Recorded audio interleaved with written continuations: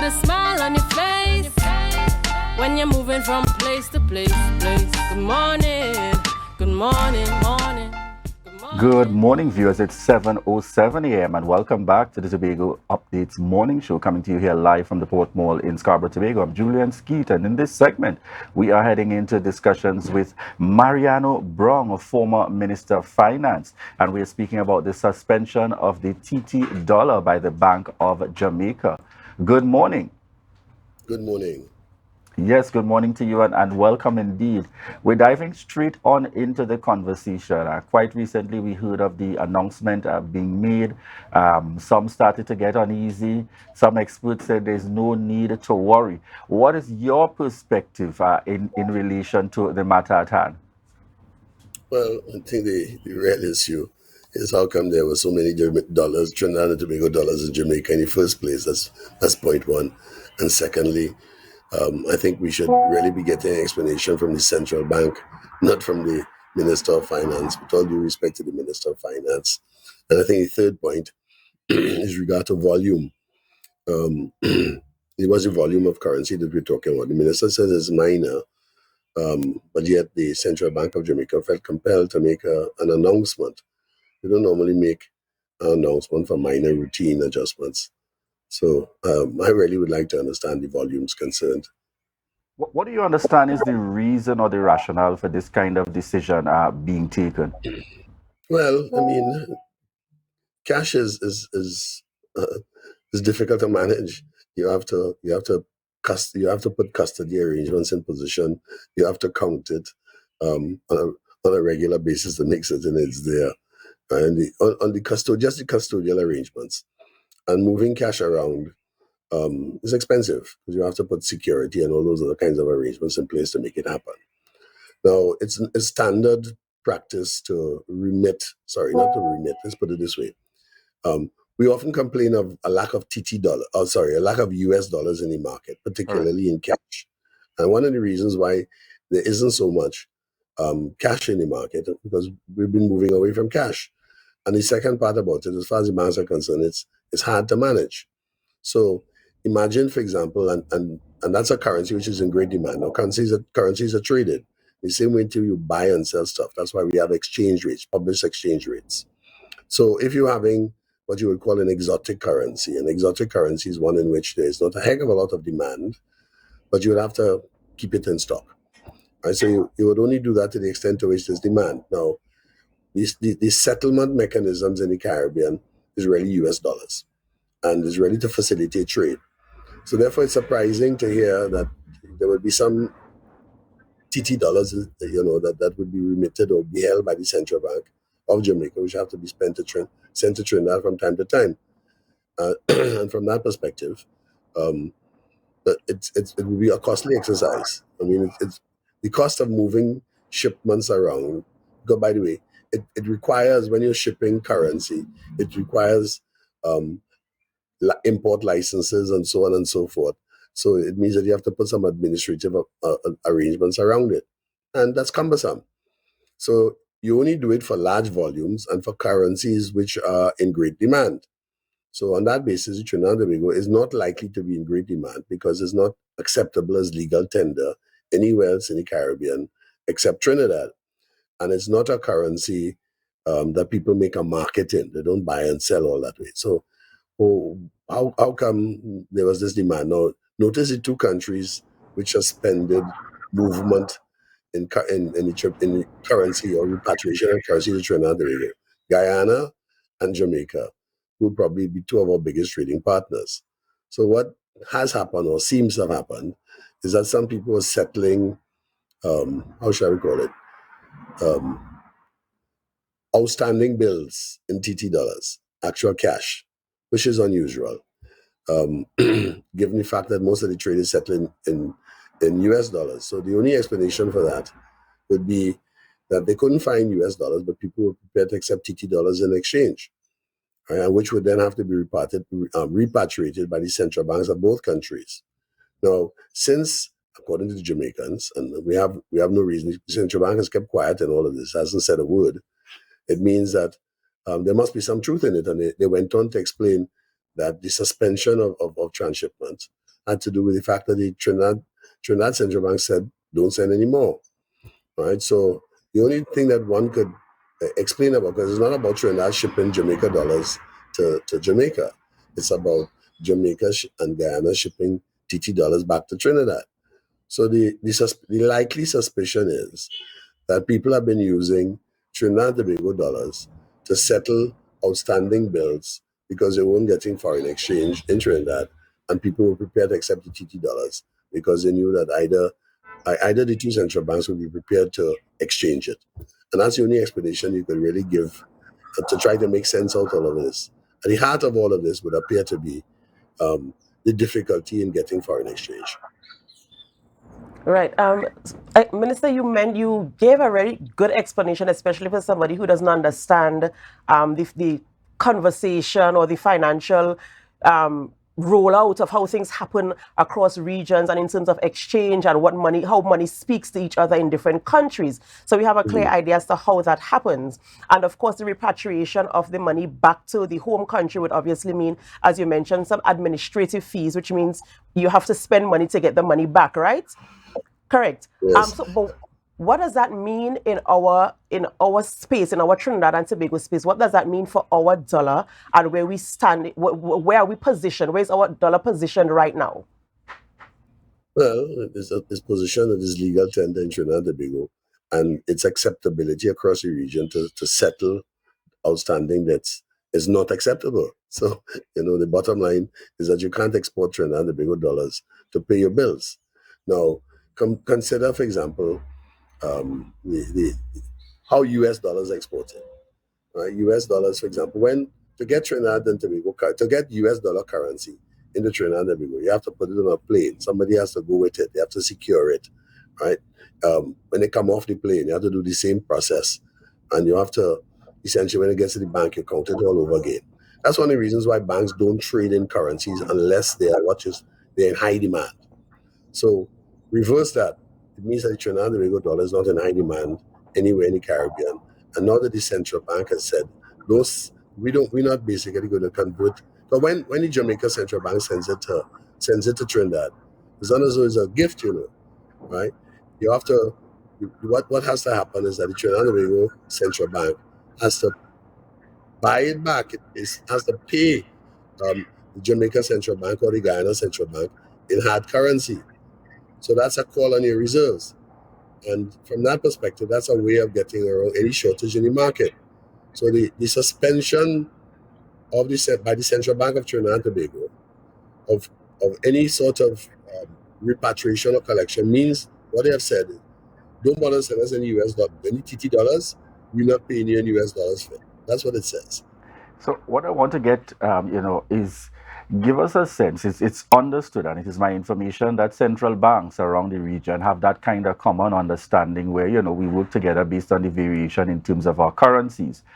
In this circumstance, is this suspension something unique, or from your experience, this has happened in the past, whether it be for short periods, etc., and then we resume what is the normal trading of currency? Well, you'll have to go back to the settlement mechanism, which was designed in the 90s, where the Trinidad and Tobago currency was actually used as a form of settlement.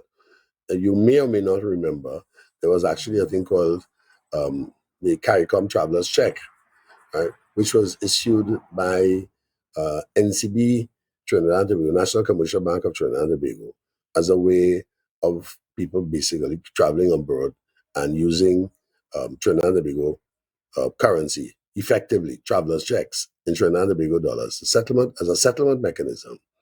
And there was also a Caribbean settlement exchange, which was handled by Barbados. The problem with both issues was convertibility, because at the end of the day, when you have to buy the exchange, the travelers' checks back with US dollars. So when Trinidad and Tobago ran into a problem in terms of a foreign currency situation in the 80s, right, and that's when it was done. It was done actually in the 80s.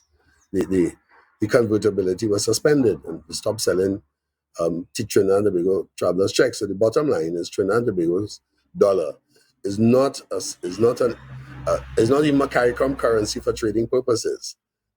So the bottom line is that the recognized and de facto currency for all trade and settlements of bills in the region is US dollars. Therefore, If the obvious question that comes there is what are your thoughts as it relates to the discussion that has been happening for some time now, whether or not a common currency, within our region. We've got the EC, a number of the Eastern Caribbean islands utilizing. We've got the TT dollar, we got the Jamaican dollar, and the list goes on. What are your thoughts regarding a common currency within the region? Well, there is a common currency in the region. It's US dollars. Outside of the US dollar, that is.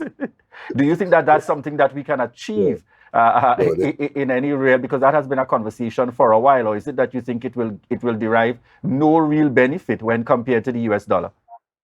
Well, the answer to that at this stage of the game is no.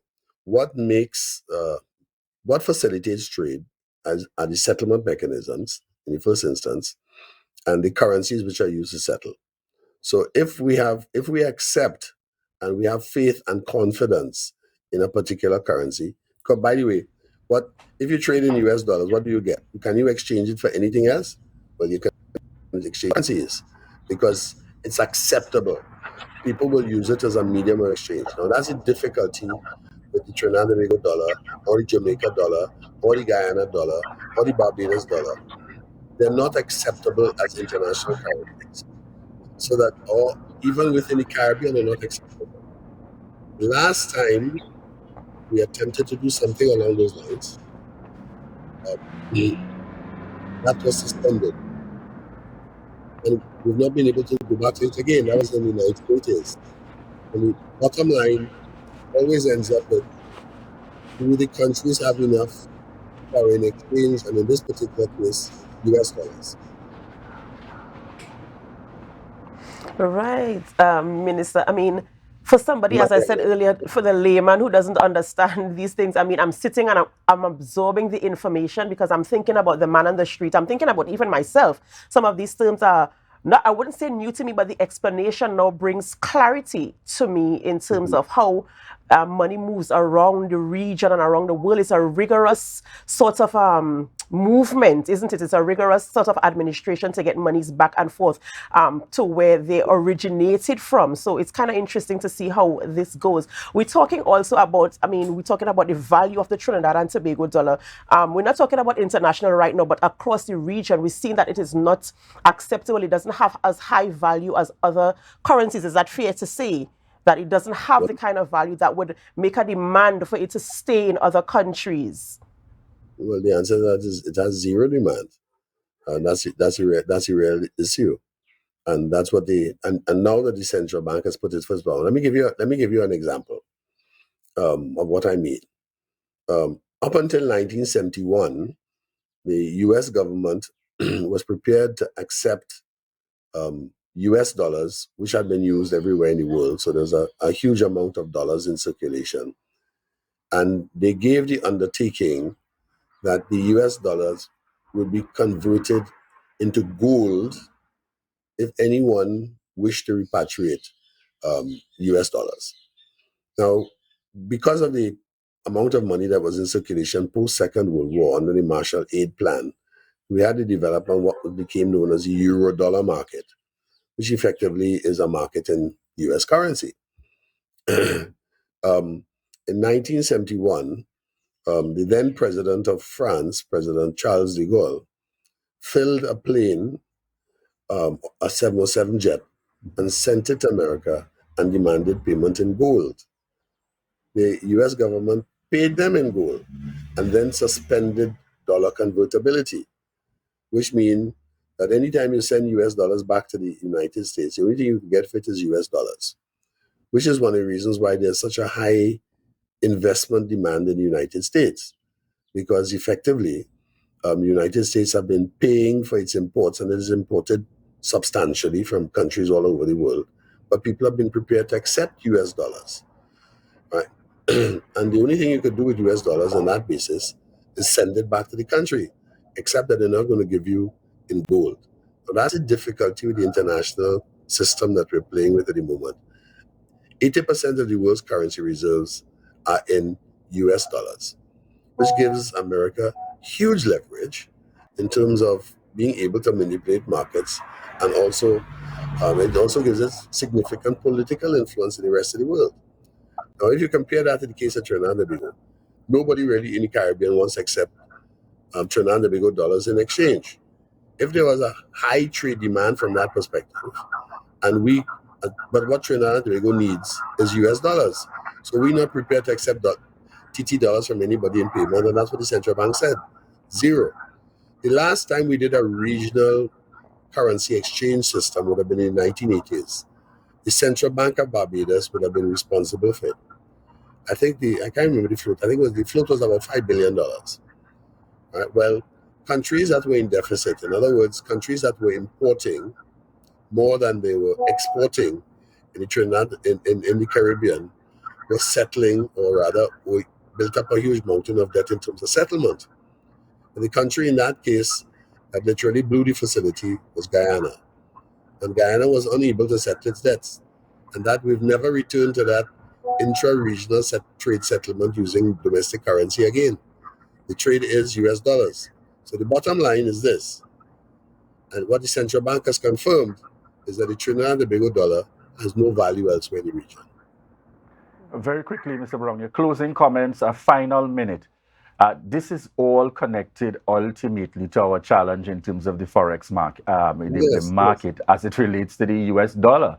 My question is, from your experience as a former minister engaging with the central bank and so on, are there any hopes? When is this, or if this is going to improve any at all, or what needs to be done in the short and perhaps long term? I know it's a bit much asking you to do in 1 minute, but carry on. Forget about my experience as a minister.